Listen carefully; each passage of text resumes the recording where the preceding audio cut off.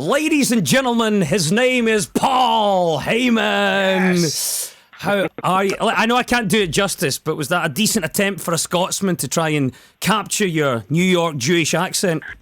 Well, if we're gonna lump it in with a decent attempt for a Scotsman, then you're setting the bar awful low, and still, I don't think you reached it. Listen, well, hopefully by the end of the interview, then I've achieved some standard. Listen, first of all, I want to ask you, Paul, about Scotland and the fact that you're coming here. What relationship do you have? Have you been to Scotland? Have you done shows here before?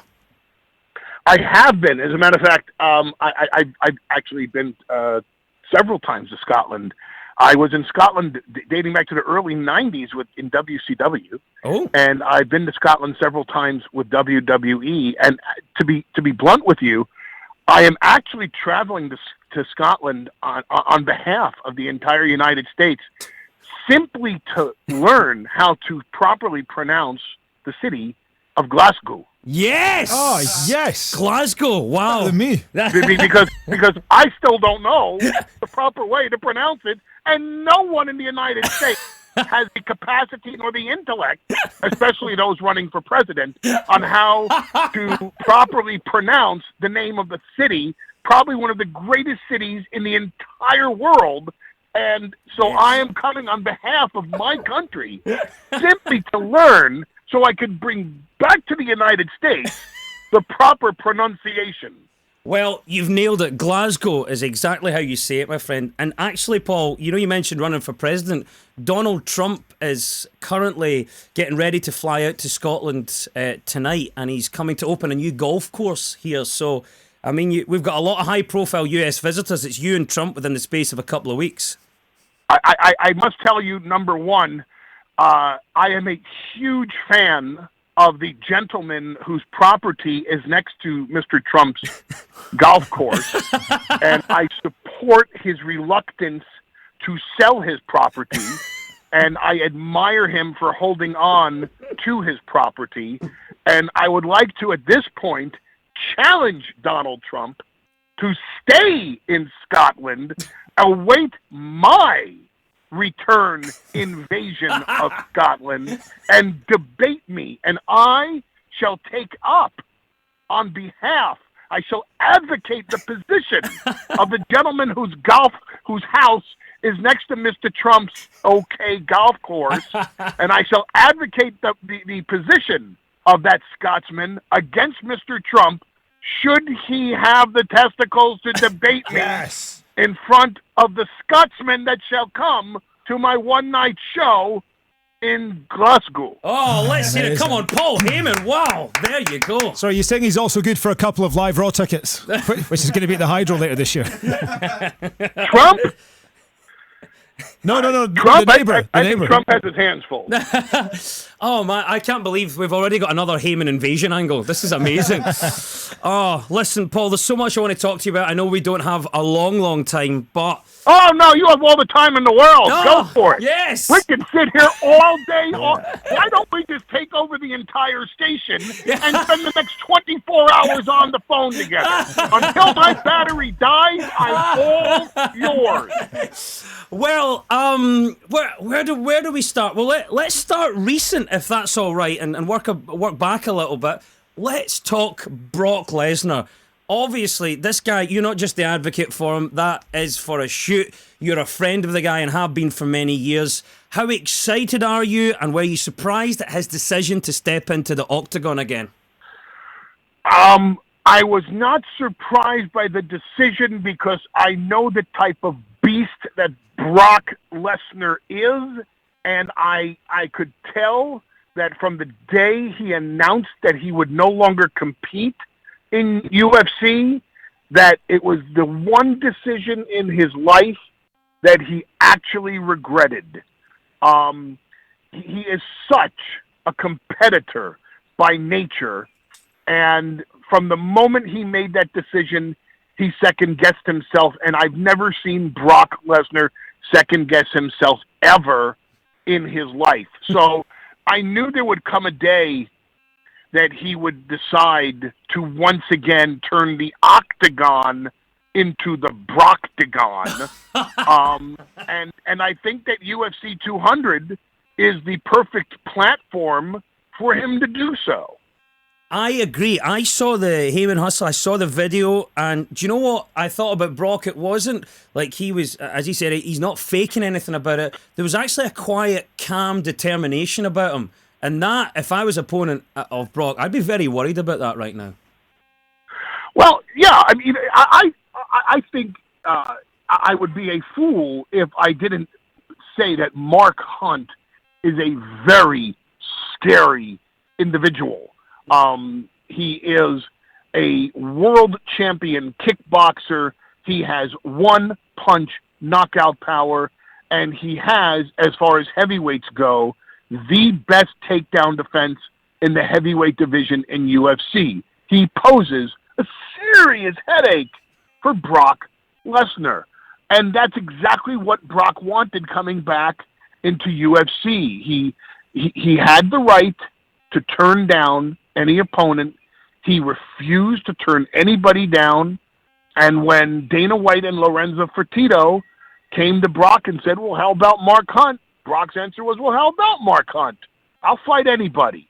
I will not exercise any veto power. So I think it says a lot about Brock Lesnar that he would take on a one-punch knockout king with superior takedown defense.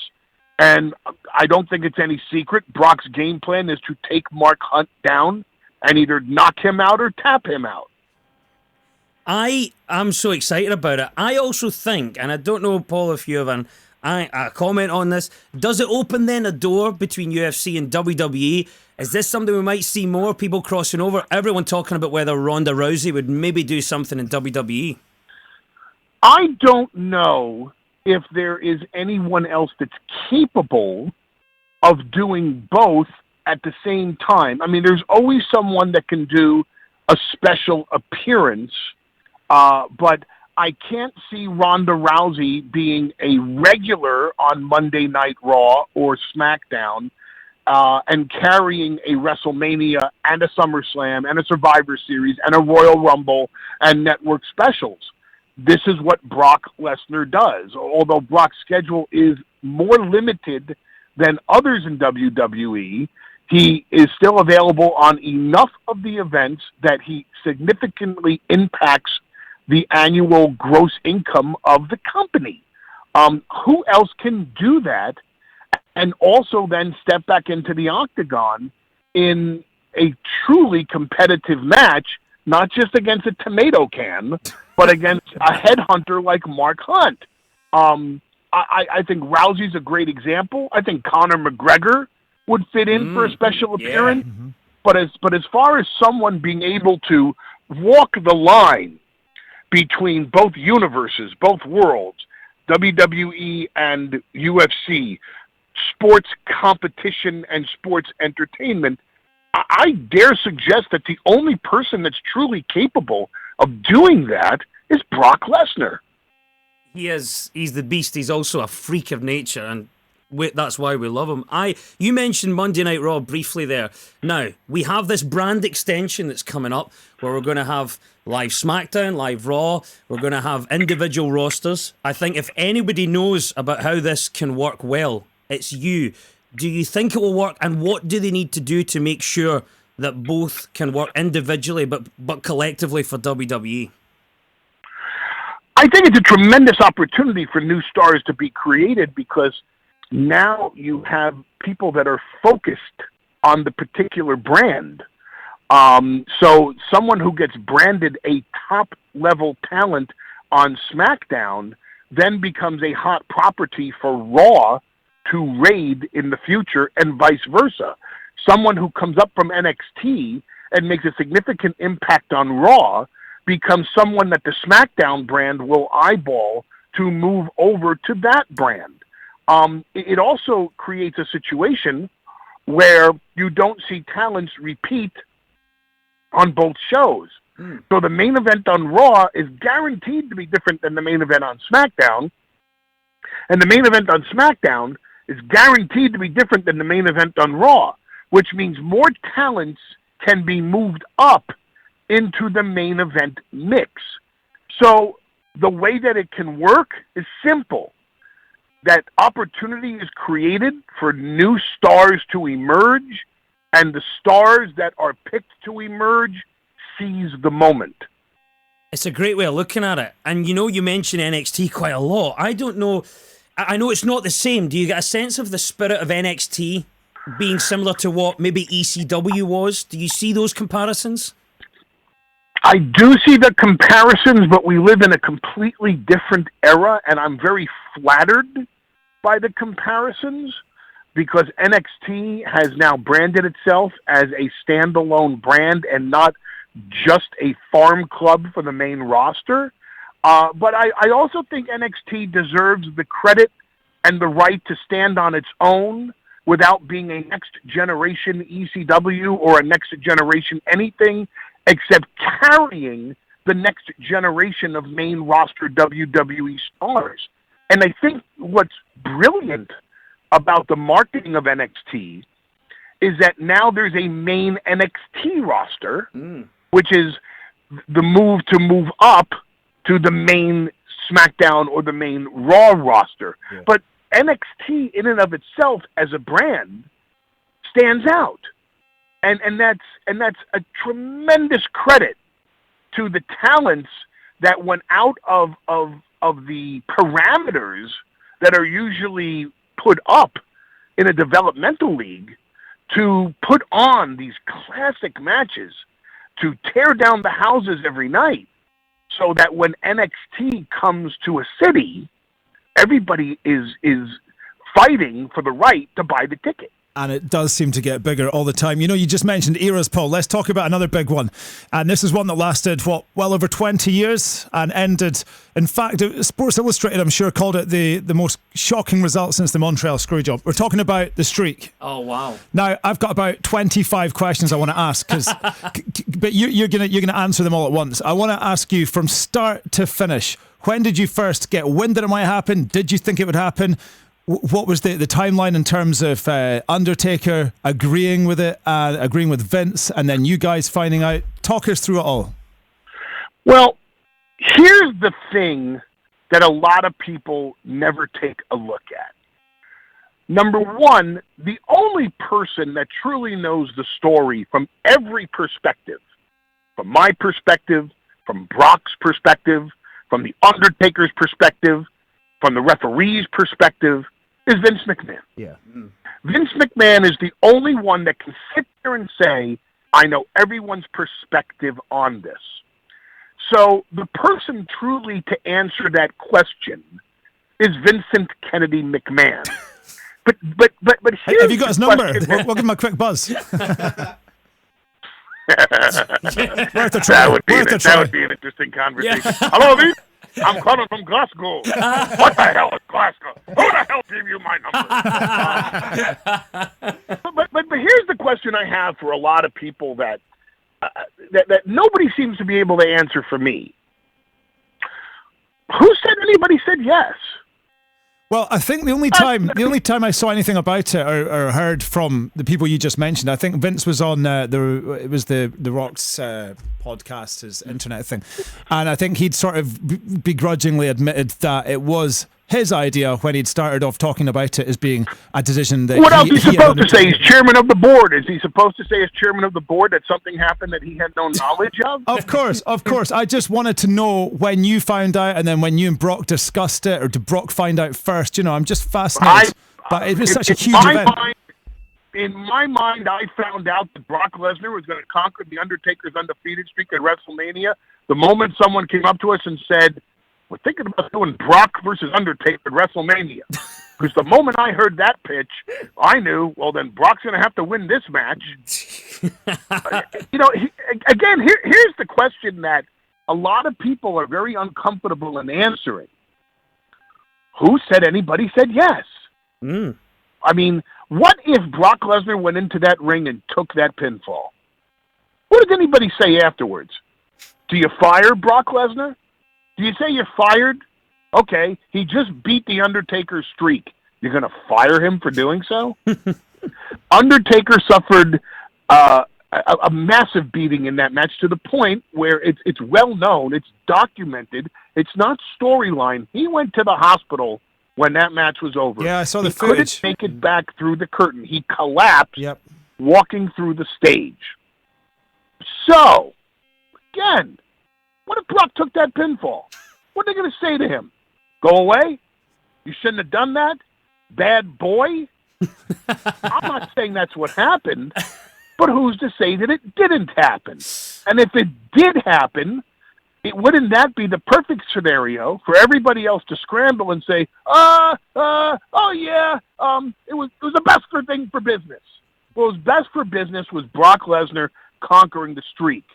And how that came about is something that will never truly be known until the one party, Vince McMahon, who knows it from all angles and all perspectives, decides to sit down and tell the entire story of how that happened.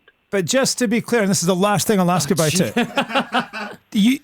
When you went out on the ramp at the start of the match, you knew what was going to happen, right? You know, to answer this in kind of the same way, I knew what was going to happen the moment someone said we're thinking about doing Brock Lesnar versus The Undertaker at WrestleMania. I couldn't imagine the end result of that match going any other way. Well, I think we've covered that one. Absolutely. As much as we're going to. And an amazing moment in sports It really was. I mean, it's no surprise. It would be no surprise if there was no actual confirmation what was happening, because your face was the face of thousands of others, not only in the stadium but around the world. I mean, it was, and the word's overused, but it really was a moment that you don't get many of anymore. Can I ask about promos? I'm really intrigued by this because it's something that comes around again and again about talents getting over. Paul Heyman, you have the best promo now and ever by far. And I want to know where you come at from promos. Do you think the scripting works? Should it come from talent or a writer? What's the best way for a talent to execute a promo? It depends on the talent. And it's no different than any other performance art that's out there today. There are actors, A-list actors, Academy Award winners, legends, who want hands-on direction from the director. For example, Laurence Olivier. Laurence Olivier would work in London and do Hamlet on a Saturday and Othello on a Sunday. Whoa. So this man is doing two different Shakespearean plays over the course of one weekend. He's certainly not improvising. He's certainly not changing the bard's dialogue. He is reciting the dialogue as written by William Shakespeare or Francis Bacon, whoever truly wrote the Shakespeare plays. Yes, true. And he's not changing a word, a syllable, an utterance. He is reciting what was written for him. At the same time, there are Academy Award-winning actors who get into a scene and who become so involved in their characters, they can't stick to the dialogue because they're so wrapped up inside that character that as a performer, they inhabit the soul and the body and the clothes of that character, and it takes time to pull them out. So when you say, let's break for lunch, what do you want? They answer you in the voice of that character because they can't stop being that persona. For Olivier, improv did not work. But who's to say Olivier wasn't the greatest actor of all time? Mm. And yet, for Brando, or De Niro, or Pacino, or Keitel, or Gary Oldman, any of these performers, sticking to the script doesn't work because they're so embedded in that character that you find genius comes alive because they're inside the soul of that character, and they'll bring you that character's perspective even more so than the writer who created the character. Mm. So there is no set formula to promos and talent. It depends on the talent. It depends on the talent's perspective of what's going on around them. Some talents, you hand a script, they memorize that script, they knock it out of the park. And some talents can't remember 3 sentences. Those talents need to be able to improv.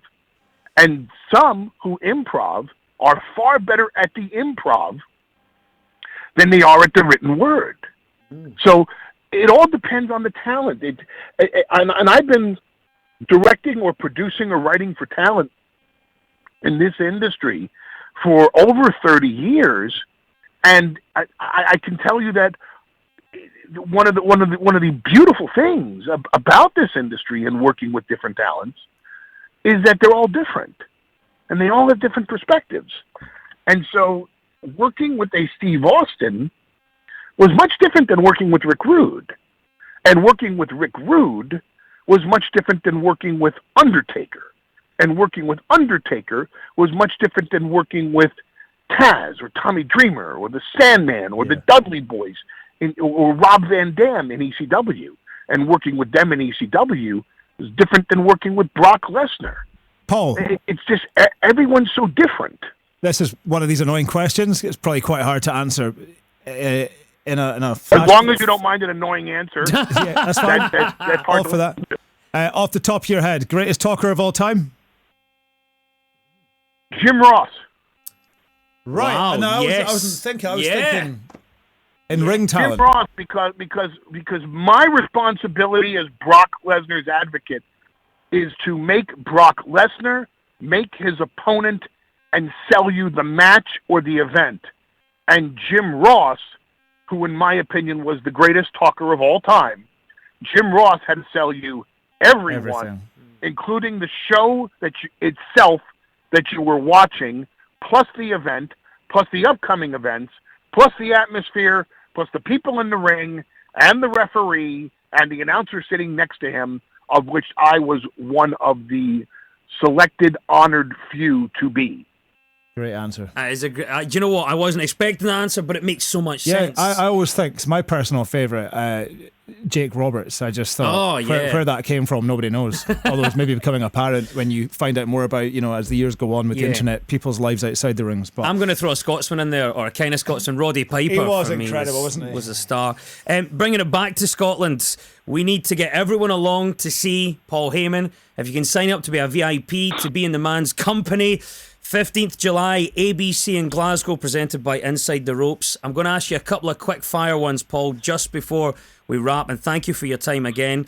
ICW are an organisation in Scotland that are getting a lot of traction, a lot of buzz around them. They're again drawing... They deserve it. They're drawing they comparisons. Are you aware of them, and what's your take on those guys? Oh my God! I follow them religiously. I applaud them for their unique presentation.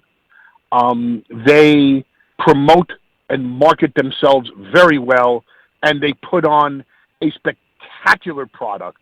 And I am blown away by what they offer the audience. I saw Drew Galloway perform there, and I am a huge fan of what they're doing. Well, they'll be honoured to hear that. We've had Mark Dallas, who runs that company in this show, and he is a massive fan of yours. So. Dub. Paul, just before you go, we've got a girl who wants to say hello to you here. Come here, Gaynor. This is Gaynor in the office. She's going to wet herself if she gets a quick chat and a quick hello from Paul Heyman. Say hi. Hi, Paul. Go away. She's used to hearing that from men, Paul. You couldn't have said anything better. Do you know what? There are so many more questions, but the exciting thing is that you can ask them to Paul yourself when you see him on the 15th July in Glasgow at the ABC Inside the Ropes. An absolute legend. Thank you so much for being in Capital. Come on, let's hear it for Paul Heyman. Thank you, Paul. Woo, Thank woo. you.